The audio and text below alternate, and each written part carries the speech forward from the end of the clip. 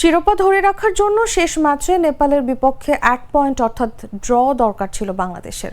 Draw নয়, বাংলাদেশের মেয়েরা জয়ের রথে চেপেই সাফ অনূর্ধ্ব 20 চ্যাম্পিয়নশিপে অপরাজিত চ্যাম্পিয়ন হয়েছে। সোমবার বসুন্ধরা কিংস আরেনায় শিরোপা নির্ধারণী ম্যাচে নেপালকে কোনো পাত্তাই দেয়নি লাল সবুজের দল। 4-0 গোলের বড় ব্যবধানে জিতে পূর্ণ 18 পয়েন্ট নিয়ে টানা দ্বিতীয়বারের মতো চ্যাম্পিয়ন হলো বাংলাদেশ। নেপালের বিপক্ষে 4টি গোলই করেছেন সাগরিকা। এর আগে নেপালের বিপক্ষে প্রথম ম্যাচে লাল কার্ড পেয়ে 3 ম্যাচ নিষিদ্ধ ছিলেন ঠাকুরগাঁওয়ের এই যুবতী।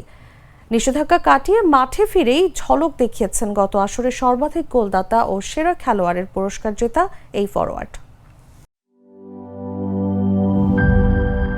বান্ডেল থাকলে প্রতি সেনমানিতে টাকা বাঁচবে।